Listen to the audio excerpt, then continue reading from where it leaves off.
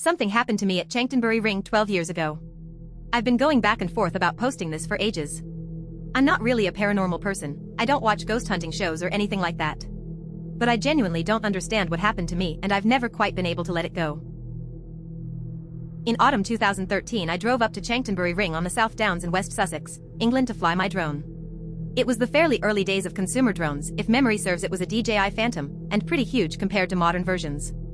Chanctonbury Ring is an Iron Age hill fort with a ring of beech trees on top, a really beautiful plus photogenic spot, especially during golden hour. I'd been there before loads of times, but usually on my bike and always early in the day. I am generally a morning person. It was always fun. A bit bleak, quite atmospheric, but fundamentally just a little wood on top of a hill. I got up there about an hour before sunset. Set the drone up, started flying it over the trees to get some aerial shots. Normal stuff. I'd been up there maybe 15 minutes when I started to feel like someone was standing right in front of me. Not watching from a distance. Right there. Inches from my face. Like someone was leaning in and studying me. I looked around and there was obviously nobody there. I tried to ignore it and keep flying, but the feeling didn't go away, in fact it got worse. I started to get a dull headache and my ears started ringing. Mainly there was just this very real sense of being scrutinized by something I couldn't see. I decided to land the drone, shoved everything in my bag and jogged off. By this point the light was going and I had to head back down through the woods to where my car was parked in near darkness. The bad feeling still did not go away. At some point on the way down I had to admit to myself that I was starting to panic, and I absolutely legged it the rest of the way. Got to the car, drove home, fast. Didn't tell my girlfriend, she was 6 months pregnant at the time, as I felt daft. The headache plus what I guess you would call tinnitus lasted about 2 days then went away. I did a bit of Googling about the ring and found it does have a bit of a reputation for weirdness.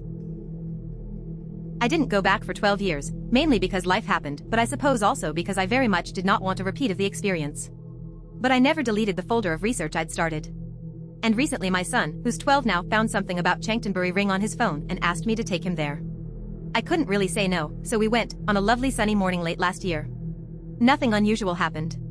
It was beautiful and calm. But it opened something back up that I thought I'd mostly closed. I know this probably sounds like I just spooked myself.